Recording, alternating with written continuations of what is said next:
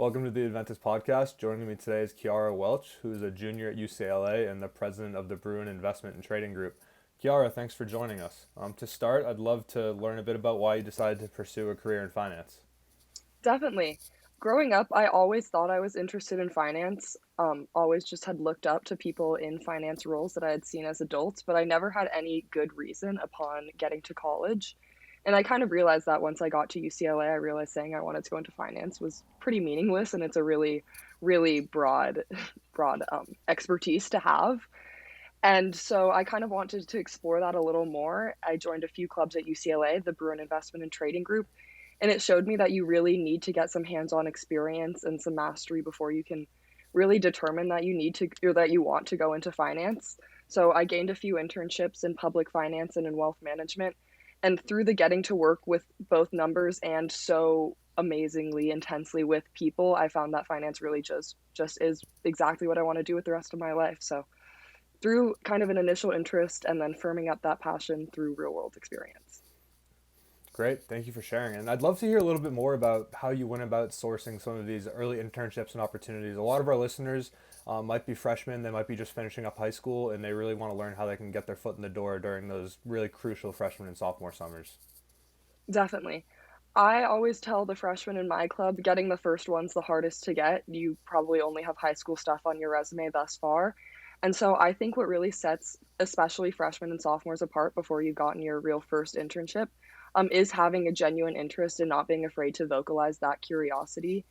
I kind of lucked out. I met some of the people who I interned with through my club, but beyond that experience, that initial meetup, I did a lot of networking, just kind of talking to people, finding out what they did. There's no greater advantage to have than a college email address. I believe you can network with anyone from a place of genuine curiosity and not with the expectation of that conversation ending in a job. So reach out to as many people as you can. I'm sure there are local finance organizations or businesses wherever you go to school. So just try to talk to those people, and finance really is kind of a giving back type of career. And I'm sure people would really be want to help you because they had to have people help them to get them into the industry. Awesome, 100%. And to kind of like go back into that whole idea of networking, and I feel like for someone who's really new to the finance recruiting process and the whole industry at large, that kind of seems like a foreign concept. Do you mind explaining a little bit about like the high level what networking is, what it's useful for, and then just any of the steps to start off with early on? Definitely, definitely. Networking was not something I was familiar with before starting college, so totally understandable to be at that point. Networking is really just talking to as many people as possible, finding out what their jobs look like, finding out what their day to day look like, finding out what their company looks like. It's as much for you as it is for the firm. It's really finding about, is this a fit that's going to work for both of us? Is this a place you're going to want to work? Are you going to find what you're looking to find in a job there? So it really just takes form through I typically network over the phone, especially since my internship isn't where I currently live. So phone calls were the best method for me. If you're where you want to have your job, you could go all the way to an in-person coffee chat maybe. But networking really starts, and it feels weird, but it typically starts with a cold email, just reaching out to someone you don't know at all. And it's scary at first, and it takes a lot of getting used to, and it feels weird, and know that you're not alone if it feels weird for you. But I would just send people at firms that looked interesting to me. I'd say, hi, my name's Kiarra.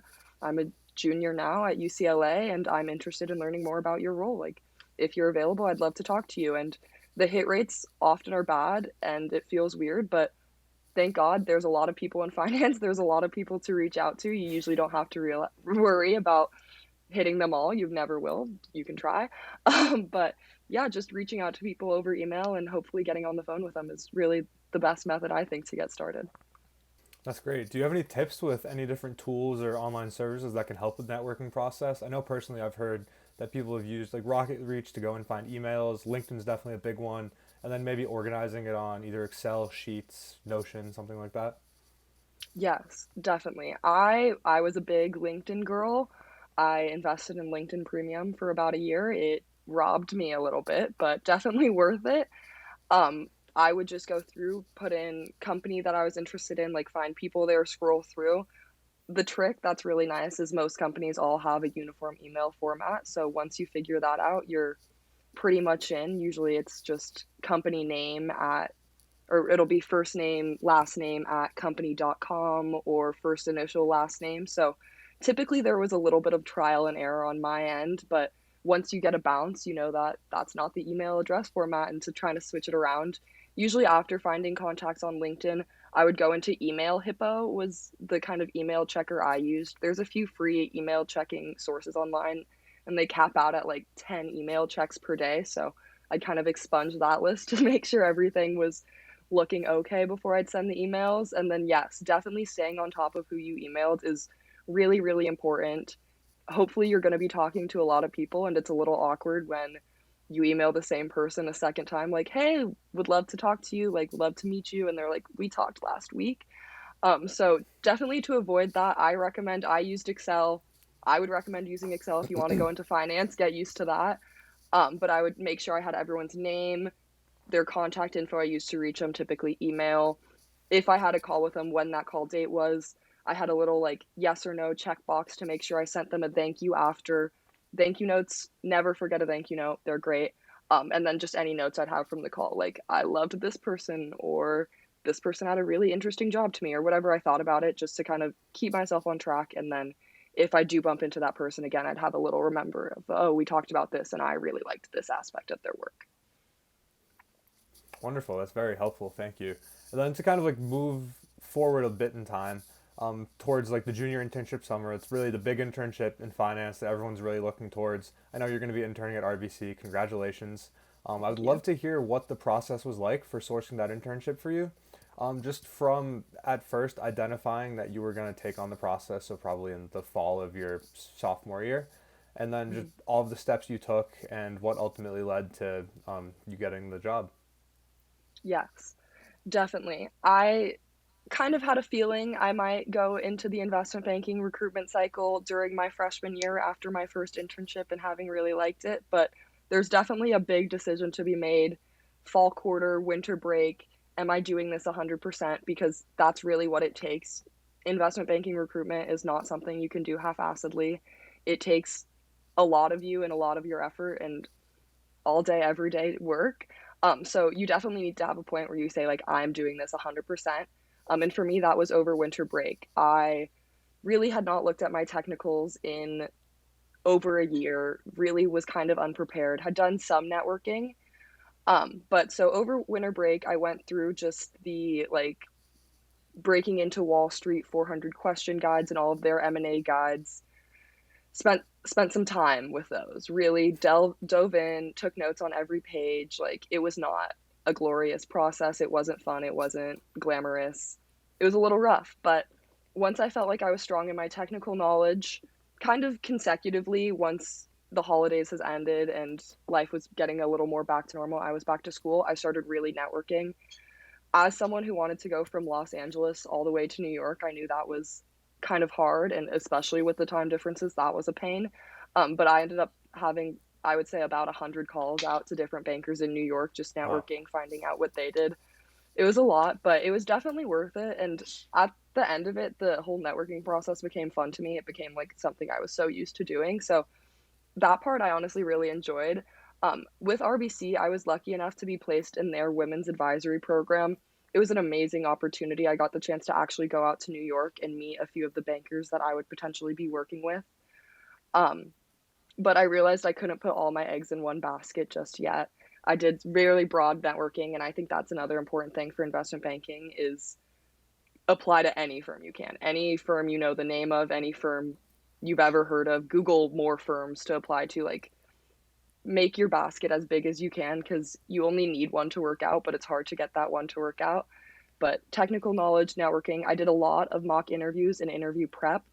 I think behavioral questions are something people forget about a lot, really just the walk me through your resume, knowing why investment banking, knowing why that company. I think those are really the questions that do make or break you at the end of the day. Technicals are kind of a check the box, like, do you know it? Do you not? Did you put the work in?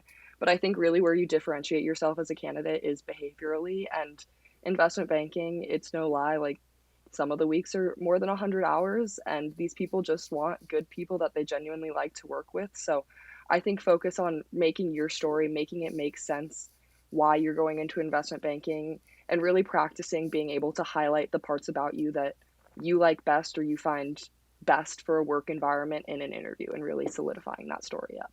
Great, thank you. And I know you mentioned that practice was really one of the biggest aspects of Yes. your recruitment journey.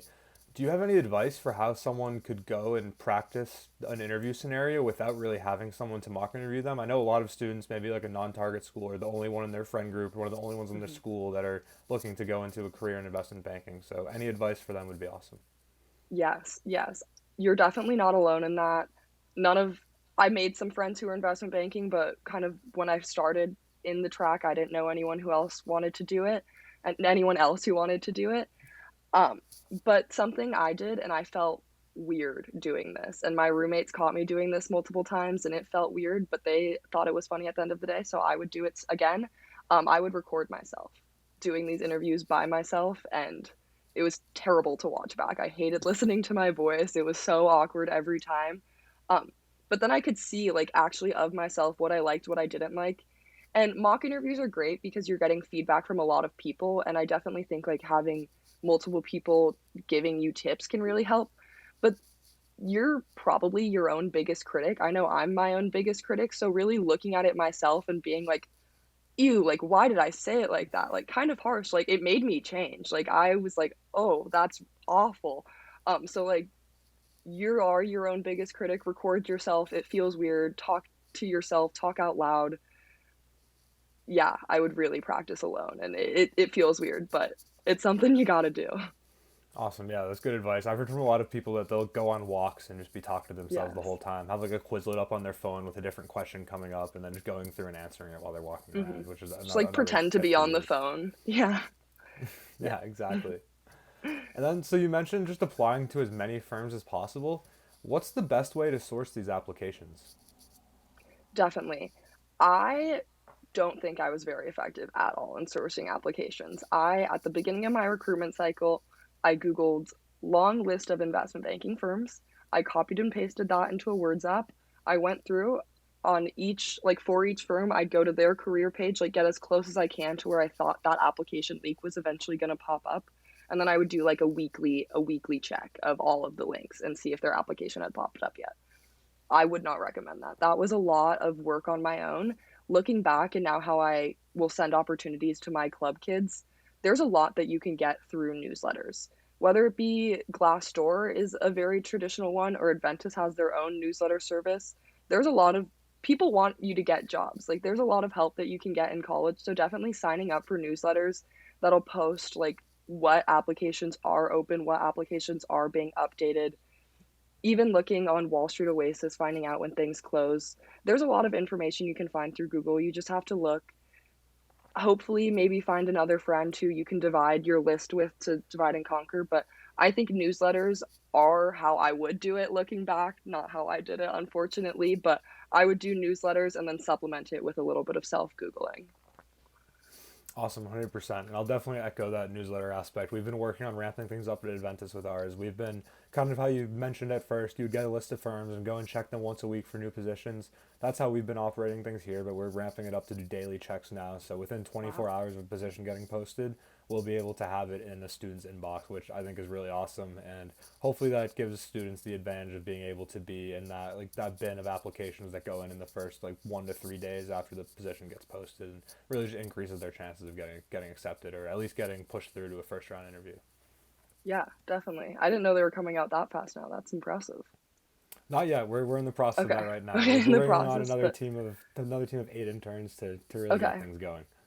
Intern labor is the best labor. So now that we've kind of talked about the success of the process and how everything works, what was the most difficult part for you about sourcing your internship? Definitely. I think the most difficult part throughout it was kind of just self-doubt. I felt like I could probably get the role. I had studied my technicals, I had done a lot of networking, I had put the work in. But there comes a point where you've submitted your applications and the firm needs to review you, and they're also getting a couple thousand other applications of kids they need to review, and those kids are also probably pretty impressive. So I think there's a lot of opportunity where you've given your firm, at least what I felt like, all of myself at the time. I had given them my resume. I'd called 10 people there. I'd given them my cover letter, confessed my love for this firm to them. And now I get to sit and wait 2 weeks for them to tell me if they want me at all, even for an interview. So I think there's just a lot of time where you can get down on yourself. You can really second guess, like, oh, like, did that networking call go as good as I thought it did? Did they really like me as much as I liked them? And don't. Try as hard as you can not to. If you get in that mindset, go outside, take a walk, touch grass. There's a lot of bigger things going on, and I'm sure, like, if you truly feel prepared, you probably are a really good candidate, and something will come, and everyone's timeline looks very different. I know some people my year were signed by Valentine's Day. My goal was to sign by our spring break, which was the end of March. I was lucky enough to hit it, but even this year, there are still kids signing in April. People will still be signing into May and June. And I know it's a bummer for those kids watching their friends sign and get offers and be done with the process. But banks all have different timelines. Maybe your favorite bank doesn't move first. But really try not to get in your head about it. You're doing everything you can do, assuming you are networking, doing the technical steps. Um, and you are a great candidate. And every thing about investment banking is set up to be really difficult and competitive, and it's kind of just part of the process, and I don't think anyone really likes it, including the bankers. So just know you're trying your best. You have a lot more going on than investment banking, I'm sure, and go take a walk if you need one. Great advice, especially going to take a walk. There's no better way to Yes, go and just reset and clear your mind. And so, given that definitely. you clearly gave this whole process your all, were there still any moments where you felt like you were underprepared, aside from just the self doubt that you already mentioned? Absolutely, there were many times was underprepared. There were some interviews that I mean, I didn't hear back from, but like I knew that mid interview. I was like, you will never speak to me again. I think a lot of my biggest flounders came with mental math. Like that wasn't something I thought I'd have to prep at all. And so many questions just would have quick mental math. And then I'd sit there for like 30 seconds and then give them the completely wrong number. And it would be embarrassing. And I was embarrassingly off a lot. Um, so practice your mental math. But yeah, I think there are times that you're unprepared, but kind of like I said before, apply to a lot of firms and then maybe that one firm went bad. Like that sucks, but if you've applied to 40 firms and one goes bad, like okay, you still have 39. Like that there was probably something else that was going to come up that wasn't going to be your one. So just kind of take your mess ups and move on, learn from them. I certainly practiced a lot of mental math. I know other kids really practiced their behaviorals, or some people didn't have stocks prepared and people would ask them about a company and it was awkward, and things happen that are awkward. But the bankers have done this. They're doing this to 100 kids. This might wake you up at night, but they are never thinking about it again. And B, there's always another firm. Awesome. Yeah, wonderful advice. So, if you could go back in time now to the fall of your freshman year and you could give yourself one piece of advice, what would that be? Stress out less. Like, don't stress about it. I was so stressed the fall of my freshman year in terms of getting internships. And once I got that internship, I like totally was like, I need to give my all to this internship. Every person at my future internship is going to talk to every person here and see if they liked me or not. I was stressed. And I think it's natural to be really stressed when you're first coming to college. There's a lot going on. You were probably making entirely new friends, classes are completely different. And now you're like actually in a place where you should probably think about your career. And it doesn't all have to happen at once. Give yourself some time, like get used to your classes, make some friends, go out with those friends, like make memorable college moments, which are also important because people in banking typically they're all cool people and they want to hear about the fun things you do with your friends. But also there is so much time. It feels like college goes so fast and it does go so fast, but I had 2 full years before I needed, or a year and a half at least, before I needed to start actually hardcore technically training for getting this offer and, like, getting the internship. Um, you have time, and yeah, don't stress too much. You're gonna get the internship. The first one's the hardest to get, but after you get that, like, more smooth sailing's gonna happen. You're gonna meet more people that are doing things that you're interested in and have more ideas of things that you can try to get jobs or find the career you want. So just take your time. It's all gonna happen. take a deep breath and like don't let yourself stress out too much, because freshman year you can't get back, and that junior year is comparable, but freshman year might be the best one. 100%. That's great advice. You got to build up those experiences and make sure you can Yeah. pass the elevator test or the airport test, either of those Yes. two. Definitely. Definitely. So now I'd love to pivot a bit and just hear a little bit more about the Bruin Investment and Trading Club. Like kind of what's their role on campus, how many members you guys have, and how you came about to be the president. Yeah, definitely. The Bruin Investment and Trading Group is a premier business society at UCLA, and we're the only one that specifically focuses on investment banking. So, if you're a Bruin and listening to this, it's a really great place to get started if you're interested in finance. But I assume most universities have something similar. We really take mostly underclassmen students in and help teach them through all of the parts of getting a job in finance, starting with we walk through what networking is, how to do networking, give them a few opportunities to network with smaller firms in LA. Then we move into behavioral questions and technicals, kind of working through those, breaking into Wall Street guides, breaking them down, trying to understand them at a rudimentary level so we can really at least like nail that technical knowledge in a little bit before we get to our recruitment process. And what I feel like most of all it gives is just a community of people who want to go into finance. I had no idea what that meant when I would say it as a freshman, and having upperclassmen who had their internships and that I could look up to and that I could ask really dumb questions to and not be embarrassed was really a great thing to have as a freshman. So anywhere you go to school, I definitely try to get involved in something.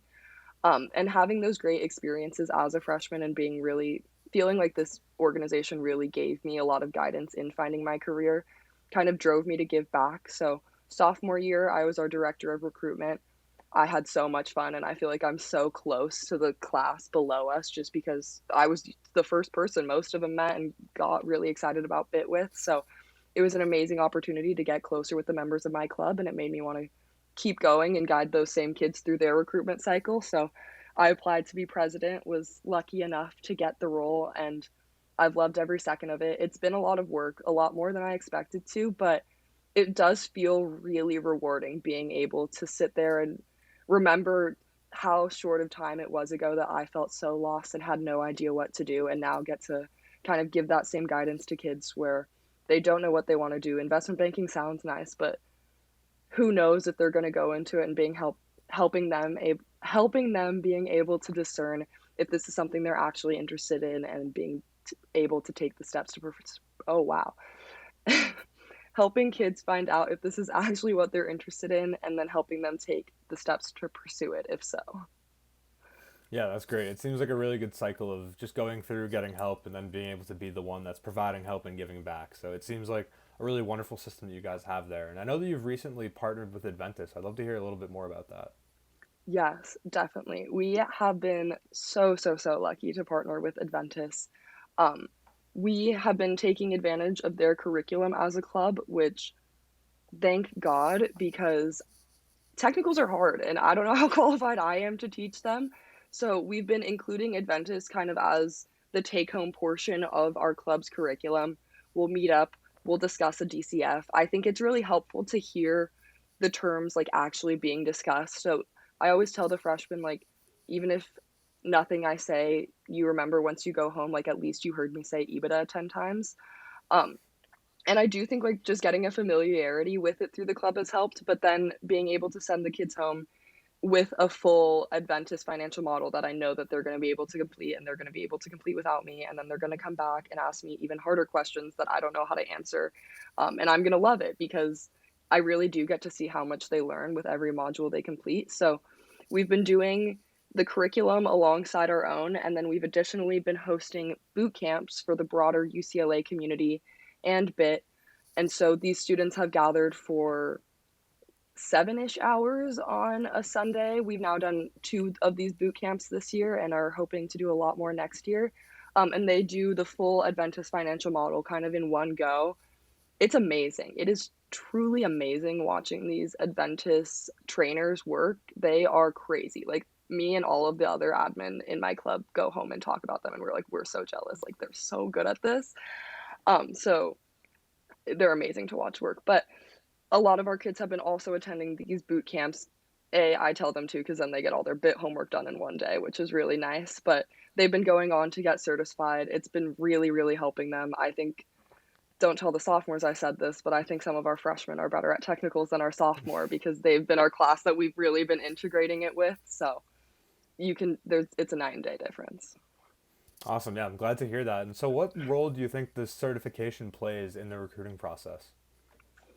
I think the certification does mean a lot. I think I told you a little bit about my winter break. I spent probably like 6 hours a day sitting with the guides. It was boring. It was brutal. I was taking notes. And I think that's a way that I learn. I'm a big note taker. So I don't know if I would have given up all of that, but Adventis is interactive. It's not just me sitting with paper. Like I feel like I would have learned it so much better had I been able to actually participate in making the model instead of reading about the model. So I think being able to get that certification to make the whole model in 90 minutes, which is still crazy to me, you just understand the underlying factors within the model so much better because you can do it yourself. You can't just describe it to someone, you can teach it to someone. And so then when you're going in these investment banking interviews, I went through all the guides. They have questions like $10 in depreciation, but then they'd switch up the question slightly, and I'd found myself struggling because it's not the 400 questions that I've memorized. It's one of those questions slightly altered. And so I found that like I struggled with an in-depth understanding. And I think that would have been completely different had I done Adventis, had I gotten the certification beforehand, because I would have actually understood when something happens, how do these changes work in the model? I would have been able to see and experiment with it myself. So I think it's possible to get an offer without an Adventis certification. I obviously did it. But I think it takes a lot more grueling looking over those guides. And it's a lot less fun and less intuitive without being able to interact with these models. Definitely, and I think being able to just have the frameworks in place to answer any question that gets thrown at you is something that a lot of students who have gone through the Adventis program, they definitely echoed that sentiment. So I'm glad to see that you've noticed that with some of the students in your club that have gone through it. Yes. So that's everything from my end of things. If you have anything else that you'd like to share with our listeners, the floor is yours. But if not, thank you very much for coming on here today. Had a great conversation. Yeah, this has been amazing. If you're already enrolled in Adventis, go do your Adventis. It's worth it. If you're not enrolled in Adventis, I recommend it.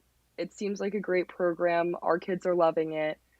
And work hard. You're going to go get these IB offers. Go crazy. I'm proud of you all. And don't forget to touch grass.